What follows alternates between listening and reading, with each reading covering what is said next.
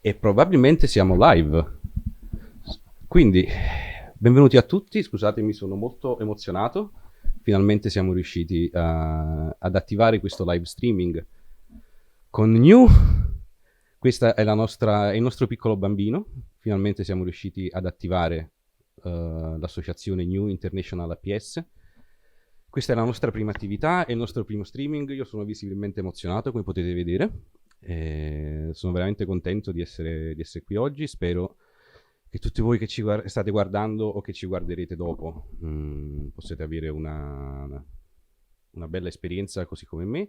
Giusto per, forse non mi sono presentato, io sono Paco, sono uno dei membri fondatori di GNU International APS e oggi in questo primo streaming avremo uno streaming, diciamo, il nostro programma riguarda, ecco scusatemi, il nostro programma riguarderà una serie di interviste, conferenze, come li possiamo chiamare, conversazioni con esponenti di associazioni nazionali, internazionali, membri, diciamo, rappresentanti del mondo giovanile, con collaboratori dell'arte, dello spettacolo, della cultura.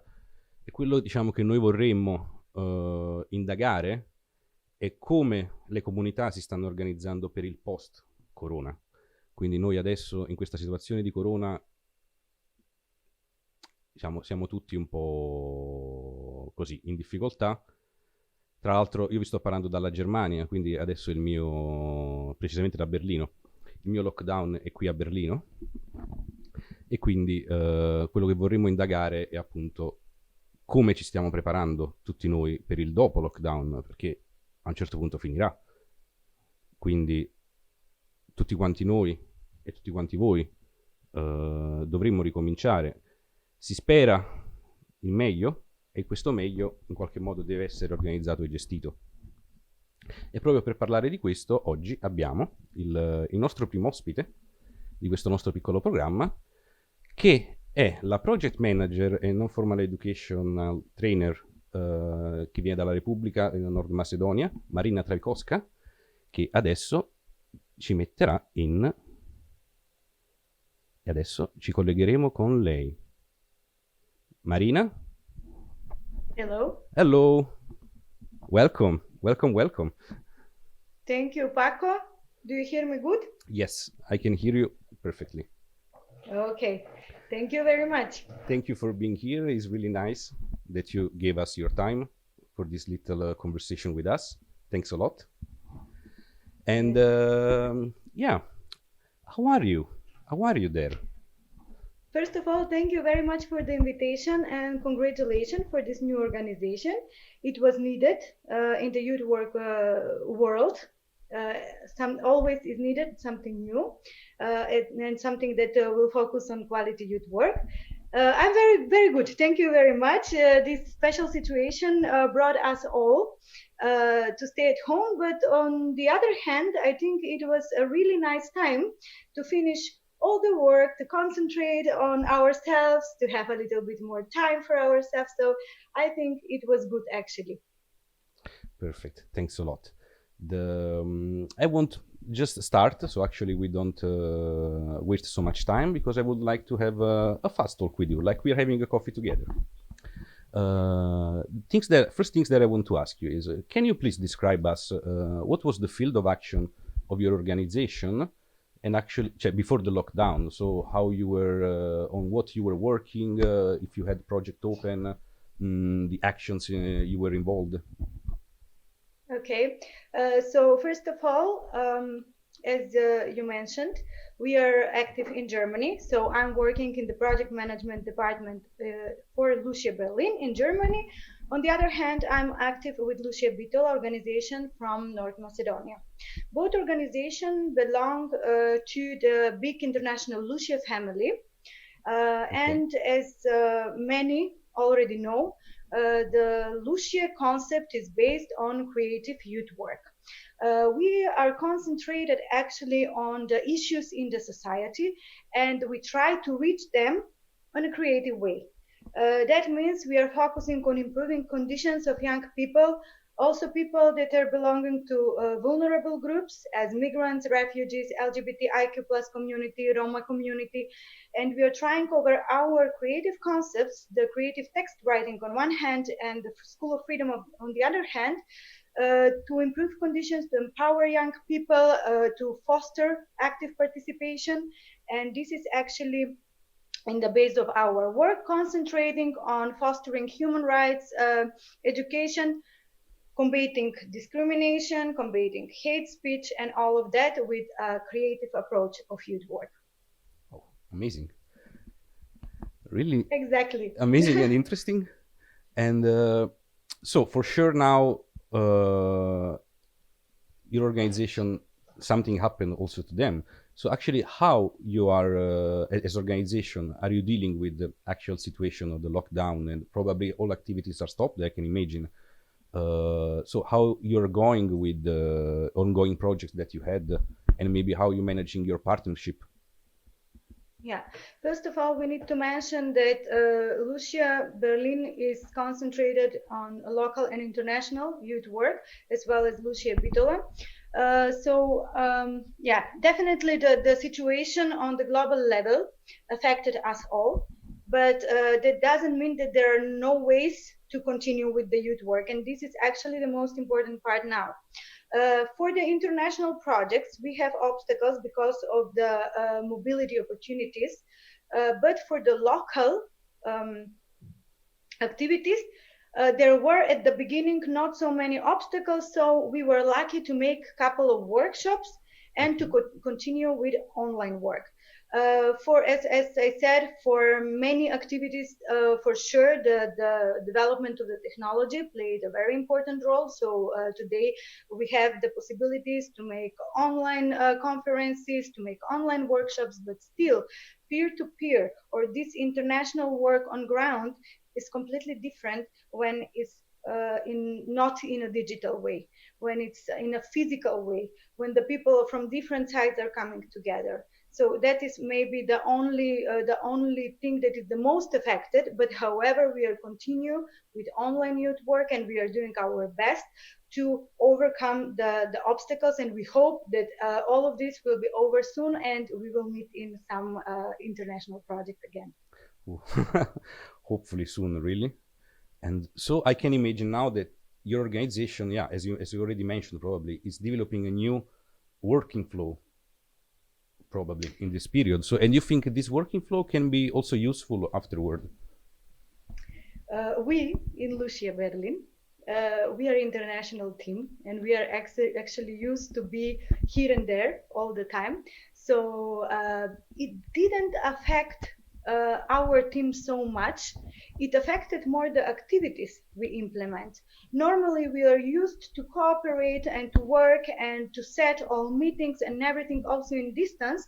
But when it comes to implementation of international projects and actually our work on ground, it is affected at the moment in this way. But however, we are continuing with the meetings, with the plans. We are working at the moment on the programs for the future projects. We are also developing new ones. So we continue actually to give our best in this situation, not to be affected. Okay, so I can see that the organization is still working actually. And yeah, definitely. And we have actually last week we implemented online creative text writing. We did the final editing. We have a new posters, and we are very happy that we can use actually the digital opportunities to still do good youth work, because quality youth work is more than necessary at the moment. Amazing, actually, yes. It's definitely true. And for sure, Lucia, as I also know, is really doing a great job in this sense. And now I want to ask you something a bit more delicate. It's like, is your organization is economically affected by this moment? And is there any kind of form of institutional help, some voluntary support? Because I can imagine, as every organization needs to survive and to actually have a little budget to invest in their own activities, even if they are only online. But how can an organization like yours now can survive in this moment? Okay, on one hand, we have Lucia Berlin that had quite successful youth work in the last years. That means we are very active in the Erasmus Plus program, and we had a really huge number of approved projects. Some of them are still waiting to be implemented. So on one hand, we have stable economical situation in the organization to survive this period. But on the other hand, Lucia was always an organization who was based on the voluntary work of the people involved. And this is actually what drives us even if we have economic difficulties. In the past, we also had different economical difficulties, but our work and our voluntary approach and our will to be part of Lucia or family like Lucia was always the formula that make Lucia be successful till today.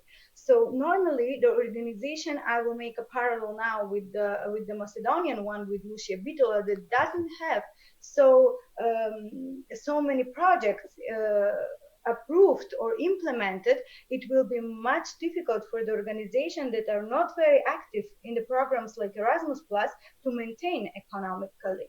But here, very important is approach of the project managers and of the involved team. Voluntary engagements are crucial for a good youth work. This is something that every team who works in an NGO needs to have in mind, that difficulties can come also in future. Doesn't matter if it is in this range of a big global issue. It can be also some smaller issue that can affect the organization. The organization needs to have always people who will be also ready to be active in the hard times. And this is what makes one organization successful. If the organization has a team that focuses only on the good times, then I don't think that this organization can also go through the bad times. So that is why the team in one organization is very, very important.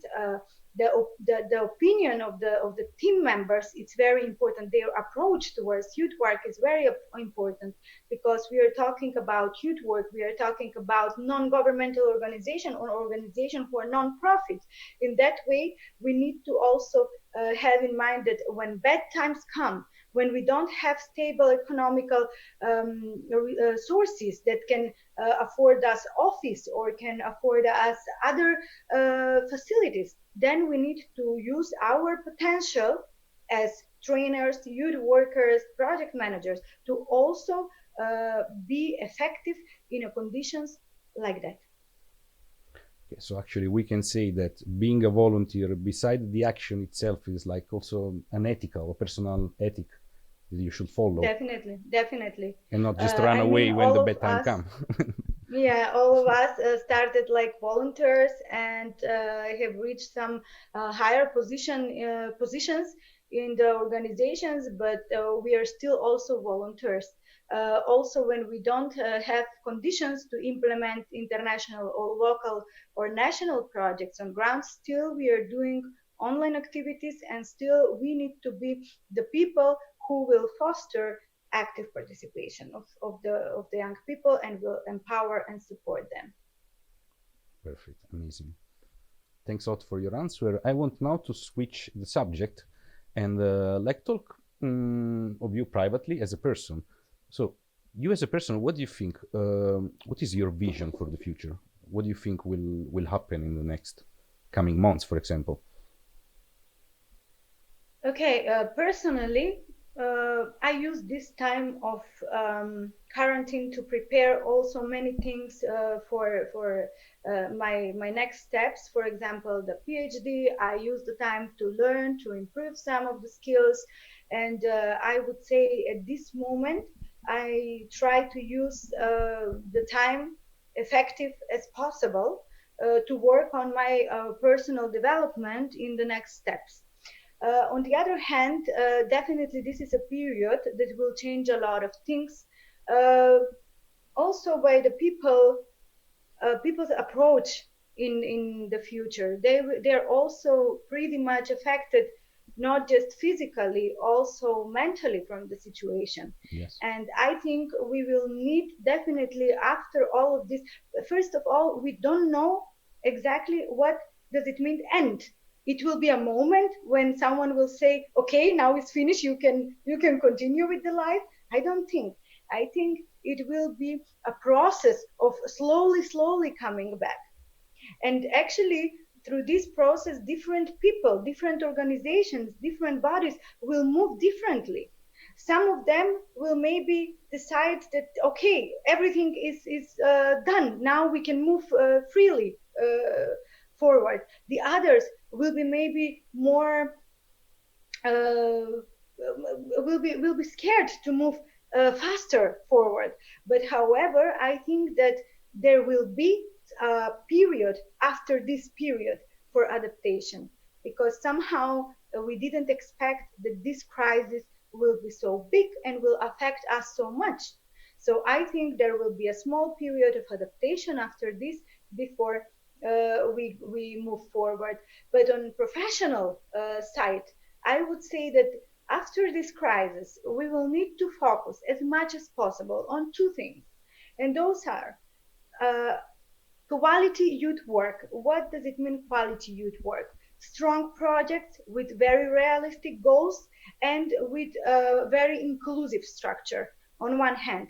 On the other hand, we need to focus on active participation. We need to change this passive approach that this situation already said. We need to change into active one. That means we need to again empower the young people, the people from vulnerable groups, especially who are also even more affected from this situation, to give them strength to be active players in the society. And those things are very important in this after Corona period of adaptation, that we focus on the things to even improve youth work, and that after the Corona we come out with stronger youth work even.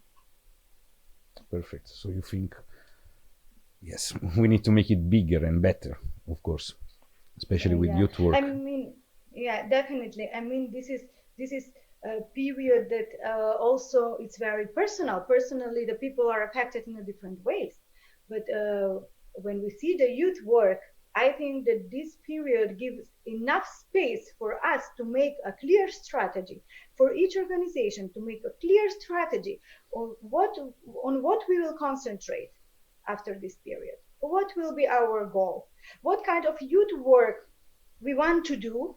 And what the most important also is, what are the needs, local and international also. So if we focus on them, I think that I'm very positive actually that very fast we will be back on the track and we will continue with the good youth work. Actually, it's a nice point, because this will guide me to another question that I wanted to ask you is, so do you think in this moment, even in the emergency situation that we are, is it a good moment to build networks with local organizations, with similar organizations in Europe, in the world? This is a question that is very important for me in this moment as a newborn organization. I think it's not just good, but it's needed. It is very important that after this period, we have a strong partnership who will implement, as previously said, strong projects, good projects. It's not about the number of projects. In the last time, I'm very much critical because we are quite active in the Erasmus Plus program, because I think that also there is not just the number of projects what is important, but it's also the quality of the project. So quality partnerships needs to be built, and that is why networking at this period is very important thing, because this can be also the period where strong partnership can be built, and that strong partnership, that new networks can maybe after this period produce even better projects on local or national or international level. I think, yeah, definitely this is the time when you need to build new partnership to find people who are really striving in the after period to manage stronger youth work, to implement creative, innovative things, and now the organization can be connected more than ever. Perfect. Thanks for your answers. And actually, we are already in the time in the time frame that we mentioned at the beginning. So I want to just fastly ask you two last questions, super fast. As a person, what is the most important things you want to do immediately after when somebody's telling you, okay, now it's normal, the world is back to normality? Okay, definitely we have on one hand projects that we need to implement, and we have already planned things that were cancelled because of the situation. So I think at the moment it will be very important to continue with the planned activities. And on personal level, definitely to finish the third part of my trilogy of the book, and to proceed with the PhD as I previously mentioned. I really hope I can come to in Macedonia for the presentation of the third book. I think also that everything will be very, very fast gone, and that I will host you in Macedonia, the whole team from Berlin and the other participants for the amazing partnership building activity. Amazing. Really, hopefully. And as a last question, what if you had a magic wand? If I have what? A magic wand? Okay. Wand. Wand, sorry. I would take My just the broken magic from inside. It's okay. No, if I had the power to change something, I would change two things.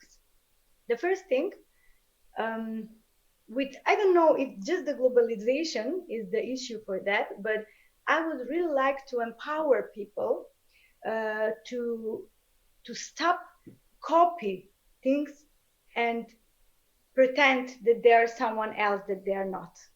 People have their own values and they need to concentrate on their personal original approach.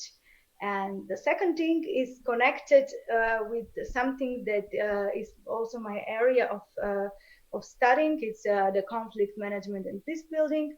And I would really like to change the situation in the Near East, especially the situation in Syria. And I will definitely use the magic for that. Okay. Thanks a lot again for your answer. Thanks in general for being here for this little conversation. Our time now is expired. Again, I want to thank you for being here, and now I will close your screen. So actually, you're free to go. I just wanted to wish you all the best, and to empower you to concentrate in a strong and quality youth work, and of course to share the success and to be very soon together in some project. Thank you very much for the invitation. Thanks a lot, Marina. Thanks again, and hopefully we will meet in Macedonia and in many other projects. Thanks a lot. Bye. Bye.